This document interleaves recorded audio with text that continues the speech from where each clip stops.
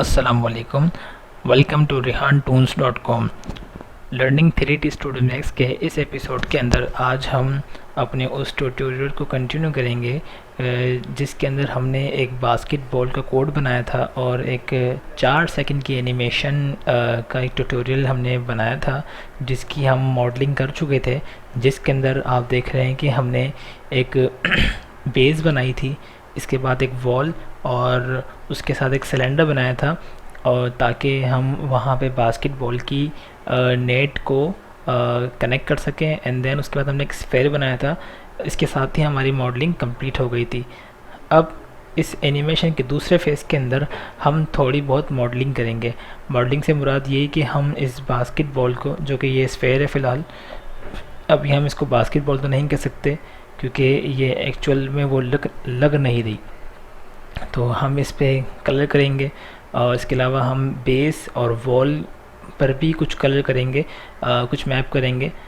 हम बॉल के ऊपर मैप करेंगे, बेसिकली मैप तो नहीं करेंगे, फ़िलहाल हम इसे एक कोई कलर दे देंगे ताकि ये बॉल का लुक लेकर आ जाए। इसके बाद हम इस बेस और वॉल पे मैपिंग करेंगे। इसके बाद हम इस जो सिलेंडर है इसको हम मेटालिक रूप लेकर आएंगे ताकि ये लगे कि ये एक लोहे का खंबा है जिस पर ये बास्केटबॉल की जो नेट है ये कनेक्टेड है।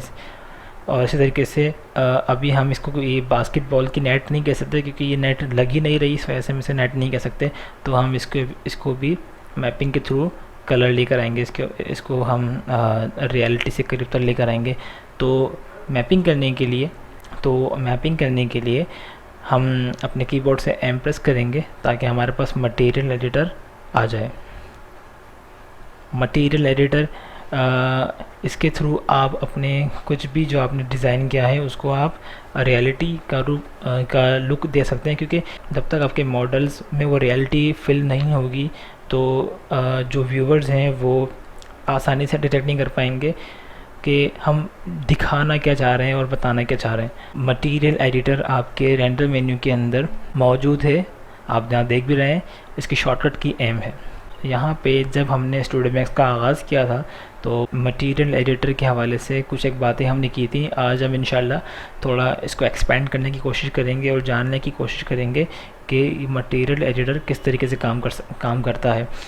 आप अभी देख रहे हैं कि यहाँ पे आपकी स्क्रीन पर ये 6 बॉल स्फेयर नज़र आ रहे हैं। इसे हम कहते हैं स्लॉट्स। ये 6 नहीं है, ये और भी है नीचे की तरफ। इस तरीके से अगर आप बाएं से दाएं मूव करेंगे तो आपको नज़र आएंगी। हर बॉल का अपना एक डिफ़ॉल्ट नेम है।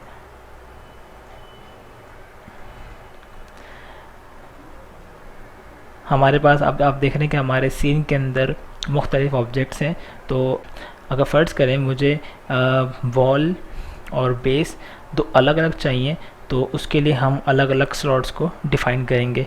मीन्स ये कि अगर मुझे इस वॉल पे ब्रिक्स लगानी है ताकि ये जिस पे प्लास्टर नहीं होता वो वाला शेप लेकर आना है तो मुझे एक अलग स्लॉट चाहिए होगी। इस तरीके से मुझे एक सॉलिड और स्मूथ सरफेस दिखाना है तो उसके लिए मुझे अलग स्लॉट यूज़ करनी पड़ेगी। मैं एक ही स्लॉट पर मुख्तलिफ मैपिंग अप्लाई नहीं कर सकता, इसी वजह से यहाँ पे बहुत सारी स्लॉट्स दी गई हैं। अगर मुझे तमाम की तमाम एक साथ स्लॉट्स देखनी है तो मैं किसी भी विंडो पे किसी भी स्लॉट पे राइट क्लिक करके और तमाम की तमाम स्लॉट्स देख सकता हूँ 6x4। अब मुझे तमाम की तमाम स्लॉट्स बआसानी नज़र आ रही हैं। सबसे पहले हम इस सिलेंडर के ऊपर मैपिंग अप्लाई करेंगे और उसके लिए मुझे इसके जिस तरीके से हमारे जो खंबे होते हैं तो वो आमतौर पे ज़्यादा ग्रे कलर के होते हैं, आप मुख्तलिफ़ कलर भी कर सकते हैं।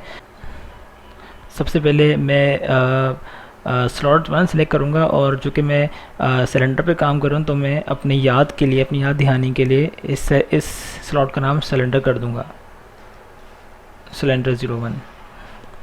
इसके बाद मुझे शेडर बेसिक पैरामीटर्स के अंदर मुझे इस ऑब्जेक्ट की टाइप डिफाइन करनी है कि ये ऑब्जेक्ट की बेसिकली टाइप है क्या। तो ये मेटेलिक है तो मैं मेटल सेलेक्ट कर लूँगा और उसके बाद डिफ्यूज़ और एम्बिएंट कलर में तब्दीली करके मैं अपने मेटल का कलर हासिल कर लूँगा। आमतौर पे जो सिलेंडर होते हैं, जो खंबे होते हैं आमतौर पे वो ग्रे कलर या थोड़ा डार्क होते हैं, तो फ़िलहाल हम इसी को ले रहे हैं। तो आप देख रहे हैं कि मेरा मटेरियल तैयार हो गया। इसके साथ ही आप यहाँ देख रहे हैं कि असाइन मटेरियल टू सिलेक्शन, जैसे मैं इस पर क्लिक करूँगा तो मेरे ऑब्जेक्ट के ऊपर ये मैटर अप्लाई हो जाएगा। आपने देखा कि इसका जो कलर था वो वायलेट या पर्पल कलर का था। अब मेरे ऑब्जेक्ट पे अप्लाई करने के बाद मेरे ऑब्जेक्ट का कलर मेटेलिक हो गया है। इसी तरीके से इस सिलेंडर को सिलेक्ट करने के बाद मैं दोबारा असाइन मटेरियल टू सिलेक्शन पे क्लिक करूँगा। तो इसका कलर चूँकि पहले ही ग्रे था तो इस पर ख़ास फ़र्क नहीं पड़ा। तो अब मैं क्विक रेंडर का शॉट लेकर ज़रा देखना चाहूँगा कि मेरा सीन अब किस तरह से लग रहा है। आप देख रहे हैं कि जो सिलेंडर है उसका कलर अब चेंज हो गया है। इसी तरीके से मैं ये जो हमने टॉरस बनाया था इसका कलर भी हम चेंज करना चाहेंगे। इसका कलर हम वाइट रख लेते हैं। दूसरी स्लॉट मैंने सेलेक्ट की, उसका नाम मैंने टॉरस रख दिया और फ़िलहाल मैं इस ऑब्जेक्ट की टाइप ब्लिन ही रखूँगा और इसको थोड़ा सा हम लाइट ग्रे करके इस पर मटेरियल अप्लाई कर देंगे। तो इसे मटेरियल अप्लाई करने के बाद आप देख रहे हैं कि इसका कलर भी चेंज हो गया। दोबारा स्क्रीनशॉट लेकर देखते हैं कि कैसा लग रहा है ये। और अब इसके बाद हम इसको इस नेट को, इस सिलेंडर को सेलेक्ट करने का जिसमें हमने टैपर का मॉडिफाई अप्लाई किया था, इसको भी हम इसके ऊपर मटेरियल अप्लाई करते हैं। रेड कलर का मैंने इस पर डार्क रेड मैंने यूज़ किया है और इस पर हम अप्लाई करते हैं असाइन मटेरियल टू सिलेक्शन। लेकिन ये एक्चुअली वो लग नहीं रहा क्योंकि वो तो नेट होती है और ये नेट तो नहीं है, ये तो सॉलिड सिलेंडर है। इसको नेट बनाने के लिए आप देख रहे हैं कि इसके शेडर बेसिक पैरामीटर में वायर के नाम से एक चेक बॉक्स है। जिसमें इस पर क्लिक करूँगा तो आप देख रहे हैं कि एक नेट ज़ाहिर हो गई। फ़िलहाल ये सॉलिड है क्योंकि वो तो कुछ धागों की मदद से बनाई जाती है, लेकिन चूँकि अभी हम बिल्कुल बेसिक्स में चल रहे हैं तो फ़िलहाल हम अभी इसको ऐसे ही रहने देंगे। तो अब स्क्रीनशॉट लेते हैं और देखते हैं कि अब कैसा लुक आ रहा है। आप देख रहे हैं कि ये साइड जो है, एक साइड तो इसकी नज़र आ रही है जहाँ पे नेट है, लेकिन दूसरी साइड गायब हो गई है। उसकी वजह ये है कि डिफ़ॉल्ट स्टूडियो मैक्स में आप टू साइडेड नहीं देख सकते हैं। इस बटन को हमने ऑन करना होता है और ये हम ऑन कर सकते हैं रेंडर सेटअप में जाके फोर्स टू साइडेड के चेक बॉक्स पे क्लिक करके। अब हम रेंडर लेते हैं तो देखते हैं कि अब हमारा लुक कैसा आता है। आप देख रहे हैं कि सेकंड जो दूसरा साइड था वहाँ पे नेट नज़र आ रही है। इसके बाद हम अपनी वॉल पे कोई मेटल अप्लाई कर देते हैं। अब हम इस पे एक ब्रिक वॉल लगाते हैं ताकि ये जो हमारी वॉल है ये ईंटों से बनी हुई और जैसे प्लास्टर नहीं होता उसका लुक देने की कोशिश। एक और स्लॉट लेंगे और यहाँ पे इसका नाम वॉल रख देंगे। इस वॉल पे मैप अप्लाई करने के लिए हम मैप्स के बटन पे क्लिक करेंगे, इसको एक्सपेंड करेंगे। एक्सपेंड करने के बाद इसके डिफ्यूज़ बॉक्स पे चेक लगा देंगे और आगे मैप है, मैप पे नन पे क्लिक करके हम इस पर वो इमेज अप्लाई करने की कोशिश करेंगे। जैसे ही मैंने इस नन पे क्लिक किया एक और मटेरियल मैप ब्राउज़र की विंडो मेरे सामने खुल गई। यहाँ पे हम बिट मैप सेलेक्ट करेंगे और स्टूडियो मैक्स को वो फाइल बताएंगे जो फाइल हमें अप्लाई करनी है। मैंने से पहले से एक टेक्सचर एक सेव किया हुआ है जेपेग, मैं उसे सेलेक्ट करके ओपन करूँगा।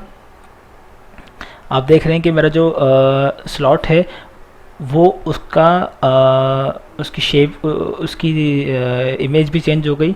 वाज़े करने के लिए मैं इसको बड़ा कर देता हूँ।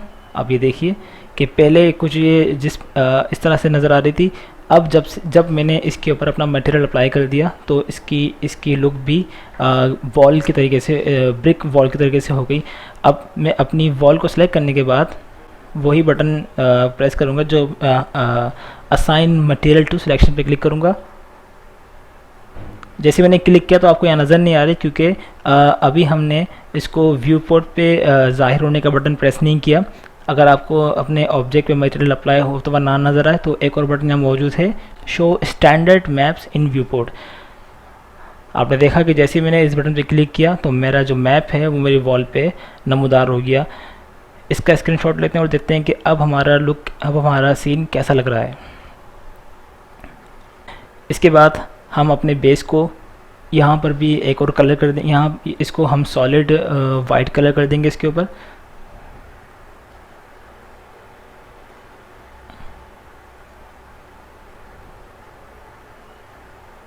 अब हमारा सीन कुछ यूँ लग रहा है।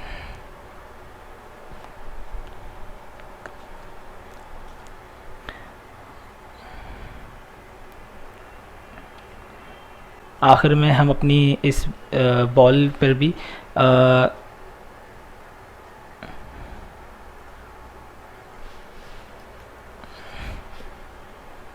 मैप अप्लाई करके इसको भी कलरफुल कर देते हैं। तो यहाँ पे हमारी मैपिंग कंप्लीट हुई।